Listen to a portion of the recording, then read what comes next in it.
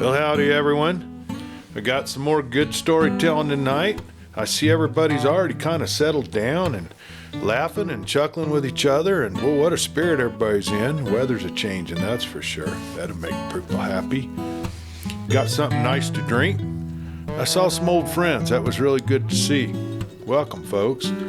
Now, somebody throw some more logs on that fire here. We're gonna get up some pretty good heat out of that thing, and I want to tell you some more of that story by Max Brand, the old Untamed. We're getting along. We're about 2/3 into that. It's getting good. Old Dan, he's been hurt, and he's being watched over and healed up. And here's how it goes on from the beginning of chapter 27. Nobody laughs. That night, the power which had sent Dan into Elkhead, Jim Silent, stood his turn at watch in the narrow canyon below the old Salton place. In the house above him sat Terry Jordan, Reinhardt, and Hal Purvis playing poker, while Bill Kilduff drew a drowsy series of air from his mouth organ. His music was getting on the nerves of the other three, particularly Jordan and Reinhardt. For Purvis, he was winning steadily. "Let up," broke out Jordan at last, pounding on the table with his fist. "Your damn tunes are getting my goat. Nobody can think while you're hitting it up like that. This ain't no prayer meeting, Bill." For answer, Kilduff removed the mouth organ to take a deep breath, blinked his small eyes, and began again in a still higher key. "Go slow, Terry," advised Reinhardt in a soft voice. "Kilduff ain't feeling none too well tonight." "What's the matter with him?" growled the scar-faced man, none too anxious to start an open quarrel with the formidable Kilduff. Reinhardt jerked his thumb over his shoulder. "The gal in there. He don't like the game the chief had been working with her." "Well, neither do I," says Purvis. "But I'd do worse than the chief done to get Haines back." "Get Haines back," said Kilduff, his voice ominously deep. "There ain't no chance of that. If there was, I wouldn't have no kick against the chief for what he's done to Kate." "Maybe there's some chance," suggested Reinhardt. "Chance hell," cried Kilduff. "One man against a whole town full. I say all that Jim has done is to get Whistlin Dan plugged full of lead." "Well," said Purvis, "if that's true, ain't the game worthwhile?" The rest of the men chuckled, and even Kilduff smiled. "Old Joe Cumberland is sure taking it hard," said Calamity Reinhardt. "All day he'd been lighting into that girl." "The funny part," mused Purvis, "is that old boy really means it. I think he'd have sawed off his right hand to keep her from going to Whistlin Dan. And her sitting white-faced and staring at nothing and trying to comfort him," rumbled Kilduff, standing up under the stress of the unwanted emotion. "My God, she was apologizing for what she done and trying to cheer him up, and all the time her heart was busting." He pulled out a violently colored bandana and wiped his forehead. "When we all get down to hell," he says, "there'll be quite a little talking done about this play of Jim's. You can lay to that." "Who's that singing down the canyon?" asked Jordan. It sounds like he would not finish his sentence, as if he feared to prove a false prophet. They rose as one man and stared stupidly at one another. "Haines?" broke out Reinhardt at last. "It ain't no ways possible," said Kilduff, "and yet, by God, it is." They rushed for the door and made out two figures approaching, one on horseback, one on foot. "Haines!" called Purvis, his shrill voice rising to a squeak with his excitement.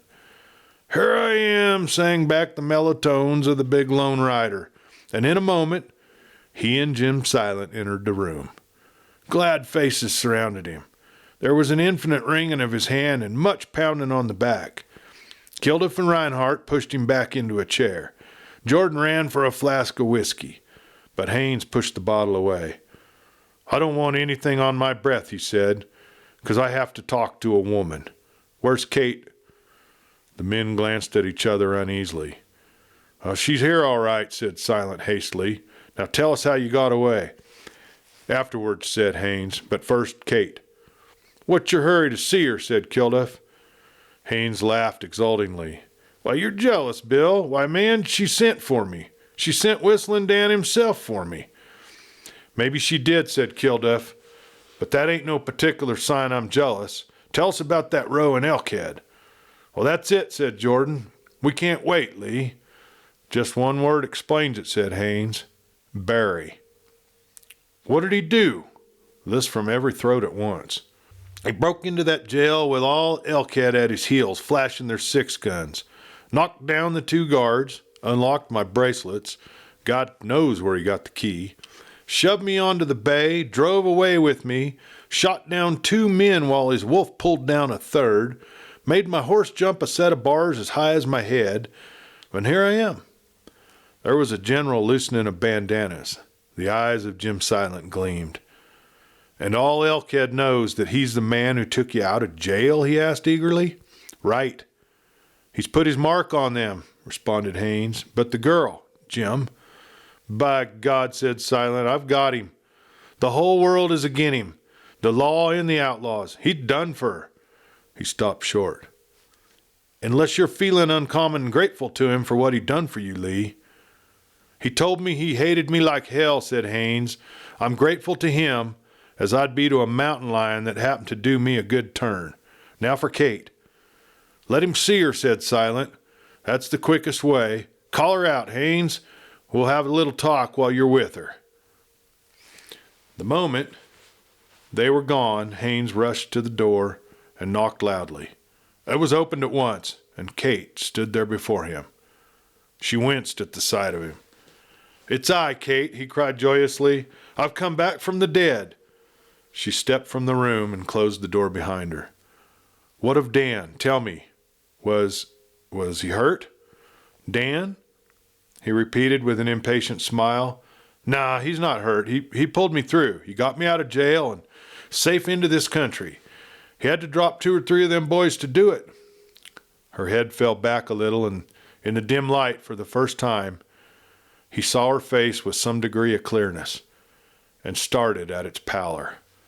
"What's the matter, Kate, dear?" he said anxiously. "What of Dan?" she asked faintly. I don't know. He's outlawed. He's done for. The whole range will be against him. But why are you so worried about him, Kate? When he told me that you loved me." She straightened. "Love? You?" His face lengthened almost ludicrously. But why? Dan came for me. He said you sent him. He broke down, stammering, utterly confused. "This is why I sent him," she answered, and throwing open the door, gestured for him to enter. He followed her and saw the lean figure of old Joe Cumberland lying on a blanket close to the wall. "That's why," she whispered. "How does he come here?" "Ask the devil in his human form. Ask your friend, Jim Silent." He walked into the outer room with his head low. He found the others already returned. Their carefully controlled grins spoke volumes. "Where's Silent?" he asked heavily. "Oh, he's gone," said Jordan. Hal Purvis took Haynes to one side. "Take a brace," he urged. "She hates me, Hal," said the big fellow sadly. "For God's sake, there was no other way of getting me out?" "Not one. Pull yourself together, Lee. There ain't no one for you to hold a spite again. Would you rather be back in Elkhead dangling from the end of a rope?" "It seems to have been sort of a joke," said Haynes. "Exactly. But at that sort of a joke nobody laughs. And Whistlin Dan Barry, he's done for. We're all agin him, and now even the Rangers will help us hunt him down. Think it over careful, Haynes. You're agin him because you want the girl. I want that damned wolf of his, Black Bart. Kilduff would rather get into the saddle of Satan than ride to heaven. And Jim Silent won't never rest till he sees Dan lying on the ground with a bullet through his heart. Here's 4 of us. Each of us wants something that belongs to him, from his life to his dog. Haynes, I'm asking you man to man, was there any other born who could ever get away from 4 men like us?" Chapter 28. Whistlin Dan, Desperado. It was an urgent business which sent Silent galloping over the hills before dawn. When the first light came, he was close to a place of Gus Morris. He slowed his horse to a trot.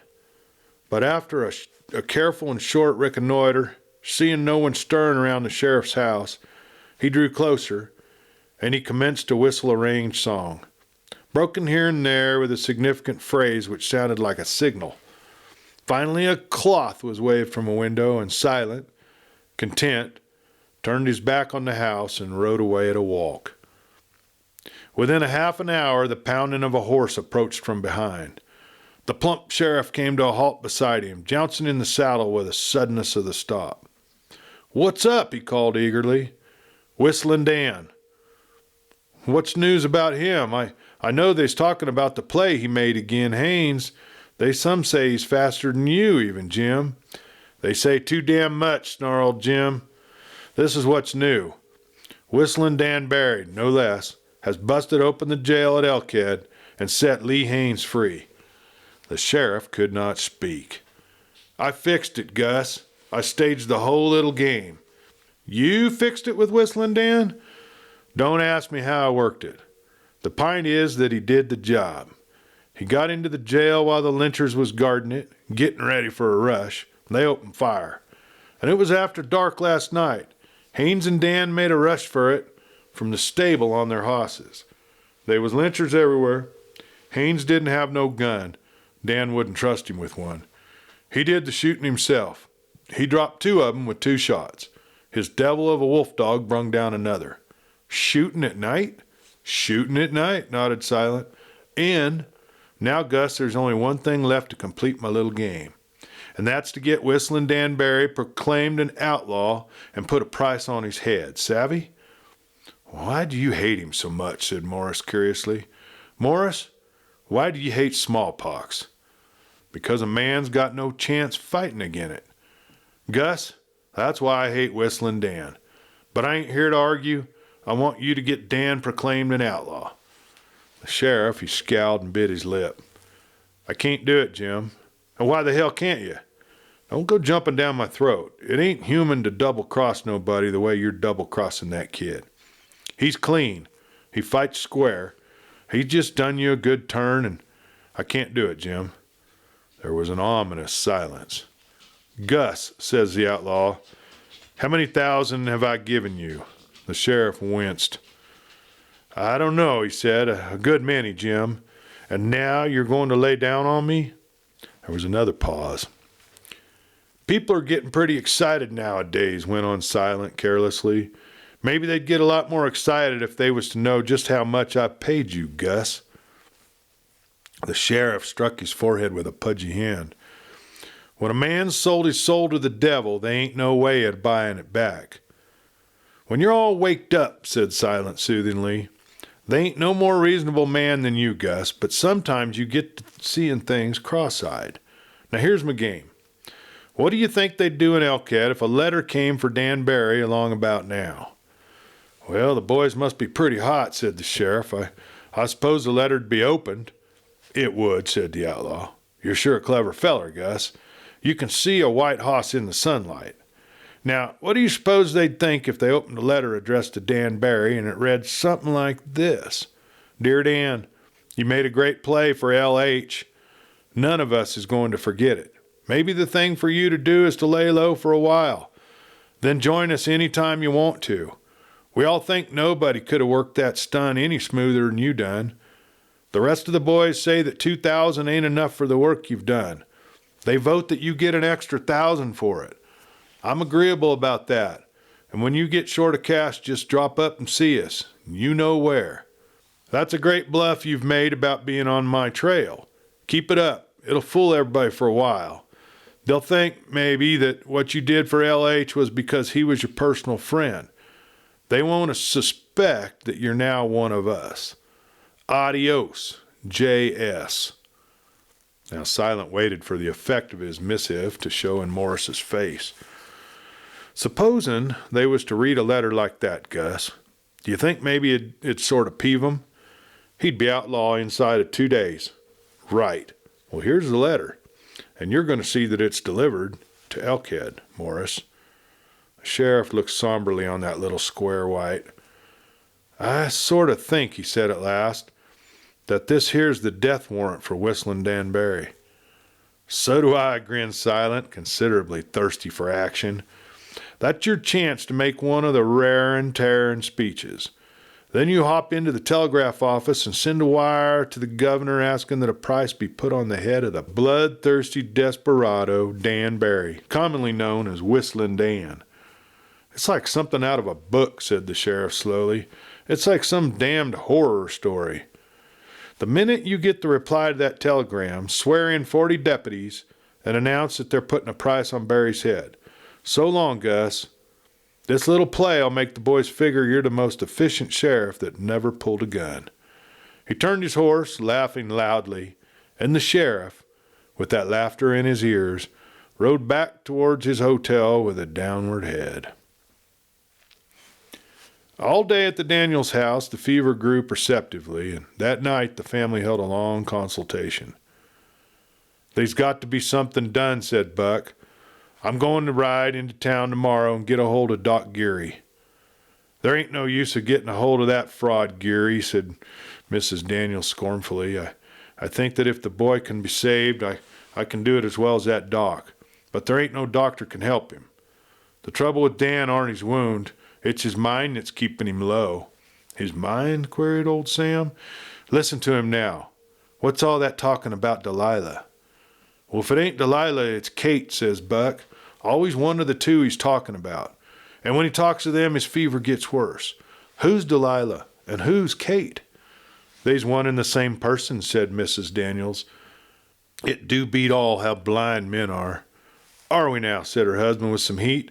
And what good would it do even if we knowed that they was the same? Because if we could locate the girl, they's a big chance she'd bring him back to reason. She'd make his brain quiet, and then his body'll take care of itself, savvy? But they's 100 Kates in this range, says Sam. Has he said her last name? Or has he given you any way of finding out where she lives? There ain't no way, brooded Buck. Except that when he talks about her sometimes he speaks of Lee Haines like he wanted to kill him. Sometimes he's dreaming of having Lee by the throat. Do you honest think that having a girl here would do any good, Ma? Of course it would, she answered. He's in love. That poor boy is, and love is worse than bullets for some men. I don't mean you or Sam. Lord knows you would bother yourselves more than none about a woman. Her eyes challenged them. He talks about Lee having the girl, asked Sam. He sure does, said Buck, which shows that he's just raving. How could Lee have the girl, him being in jail at Elkhead? But maybe Lee had her before Whistlin Dan got him at Morris's place. Maybe she's up to Silent's camp by now. A girl in Jim Silent's camp? Repeated Buck scornfully. Jim'd soon have a ton of lead hanging on his shoulders. Would he, though? Broke in Mrs. Daniels. You're considerable young, Buck, to be saying what men'll do when there's a woman concerned. Where's this camp? I don't know, said Buck evasively. Maybe up in the hills. Maybe at the old Salton place. If I thought she was there, I'd risk going up and getting her, with her leave or without it. Don't be talking fool stuff like that, said his mother anxiously. You ain't going near Jim Silent again, Buck. He shrugged his shoulders with a scowl and turned away to go back to the bedside of Whistlin Dan. In the morning, Buck was hardly less haggard than Dan. His mother, with clasped hands and anxious face, stood at the foot of the bed. But her trouble was more for her son than for Dan. Old Sam was out saddling Buck's horse, for they had decided that the doctor must be brought from Elkhead at once. I don't like to leave him, growled Buck. I misdoubt what may be happen while I'm gone. Don't look at me like that, said his mother. Why, Buck, a body would think that if he dies while you're gone, you'll accuse your father and mother of murder. Don't be no minute away from him, urged Buck. That's all I ask. Cure his brain, said the mother monotonously, and his body'll take care of itself. Who's that talking with your dad outside? Very faintly they caught the sounds of voices, and after a moment the departing clatter of a galloping horse. Old Sam ran into the house breathless. Who was it? What's the matter, Pa? Asked his wife, for the old cowpuncher's face was pale, even through his tan. Young Seaton was here. He and 100 other fellers is combing the range and warning everyone agin that Dan Barry. The bullet in his shoulder?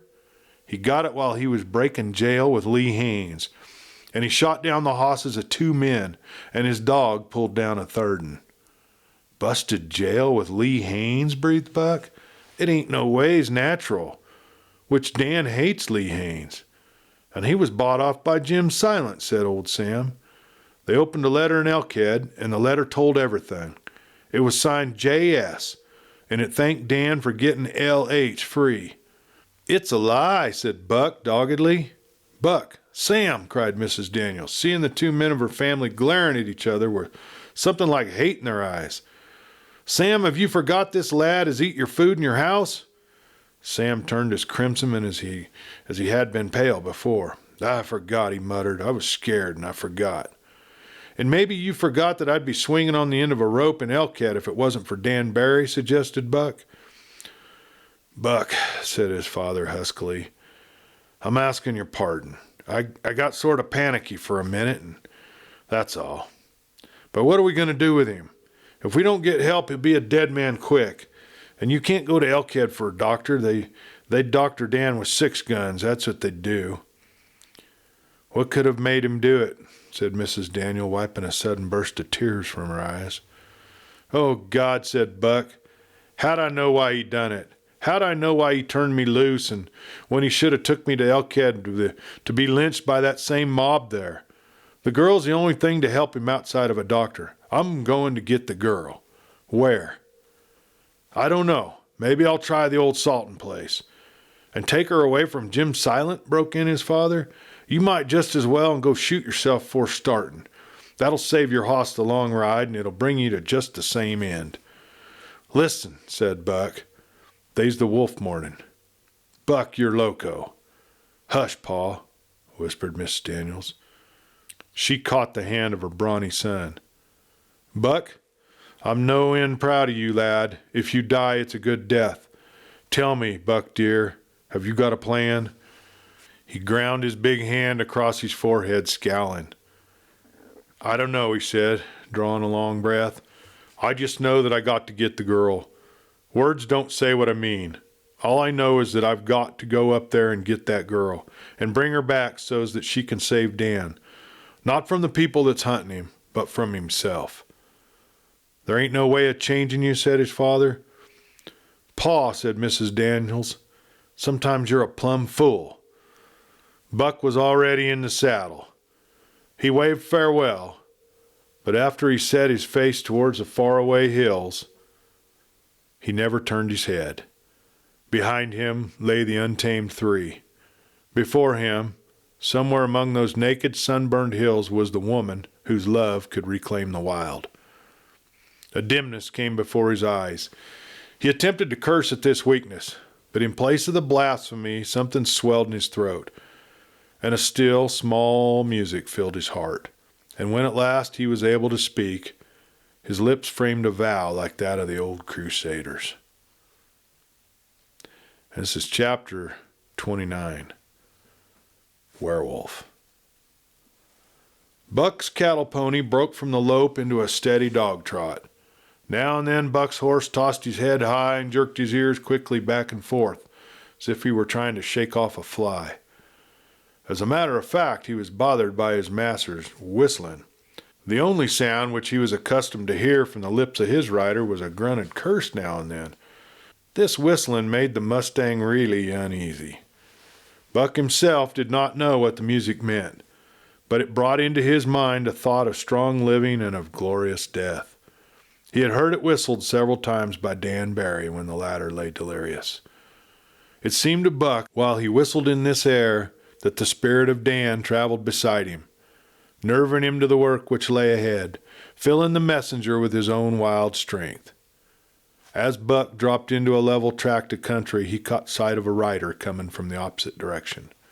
As they drew closer, the other man swung his mount far to one side.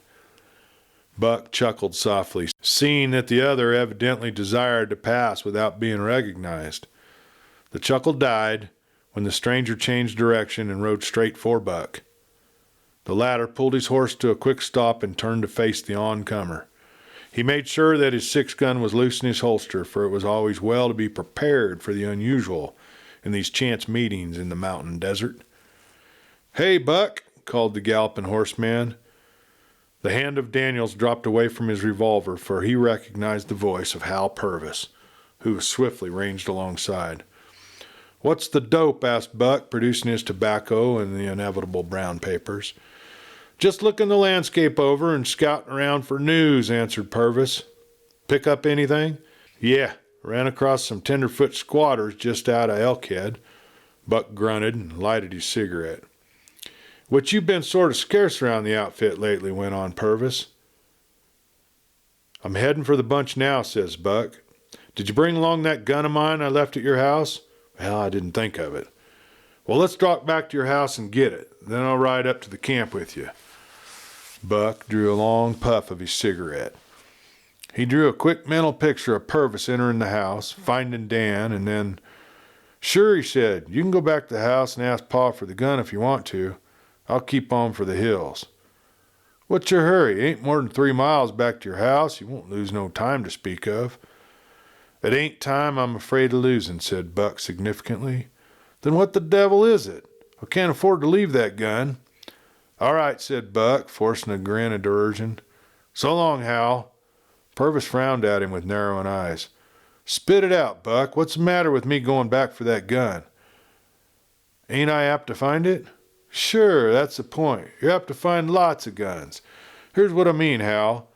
Some of the cowpunchers are beginning to think I'm a little partial to Jim Silent's crowd, and they're watching my house." "The hell!" "You're right, it is. That's one of the reasons I'm beating it for the hills."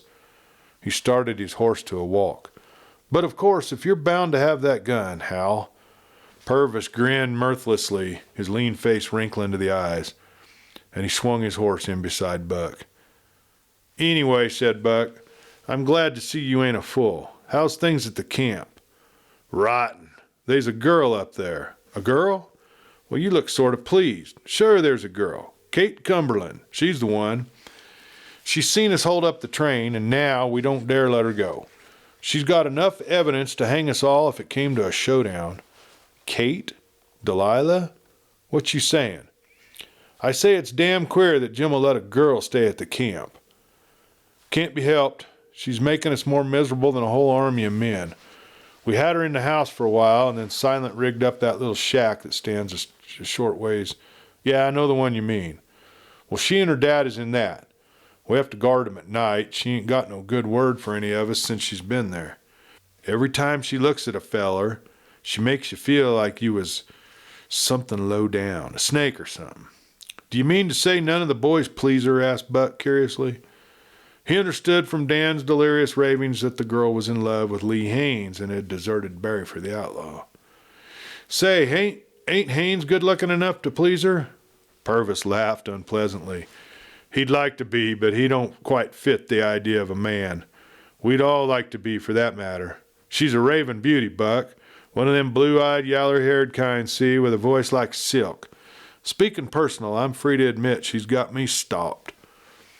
Buck drew so hard on the diminishing butt of his cigarette that he burned his finger. "Can't do nothing with her?" he queried. "What you grinning about?" said Purvis hotly. "Do you think you'd have better luck with her?" Buck chuckled. "The trouble with you fellers," he said complacently, "is that you're all too damn afraid of a girl. You all treat 'em like they was queens, and you was just their slaves. They like a master." The thin lips of Purvis curled. "Well, you're just quite a man, ain't you? Man enough to handle any woman that ever walked." Purvis broke into loud laughter. "That's what a lot of us thought," he said at last, "but she breaks all the rules. She's got her heart set on another man, and she's that funny sort that don't never love twice. Maybe you'll guess who the man is." Buck frowned thoughtfully to cover his growing excitement. "Give it up, Buck," advised Purvis. "The feller she loves is Whistlin Dan Barry. You wouldn't think no woman could look without shivering at that hellraiser. But she's going on a hunger strike on account of him.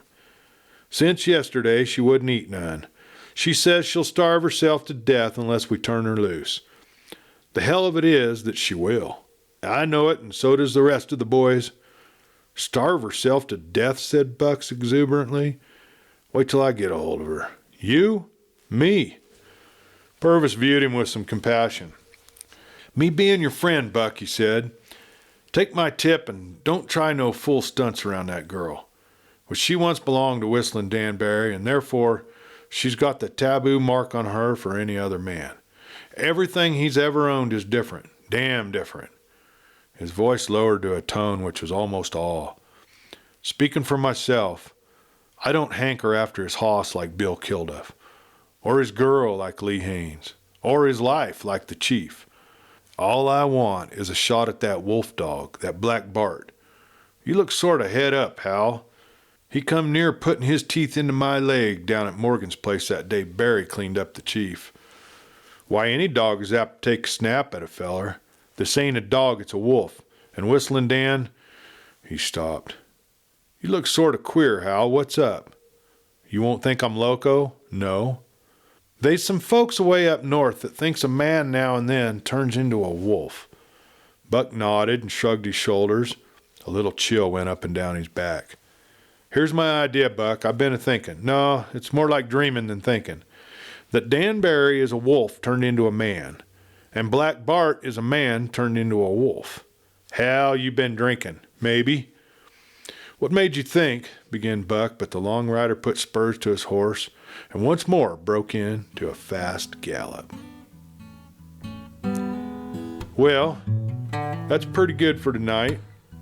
We're all going to enjoy ourselves a bit more and maybe tell a few more stories around the fire tonight. I think for the most part. I'll see you next time. Till then, this is Clay Steele.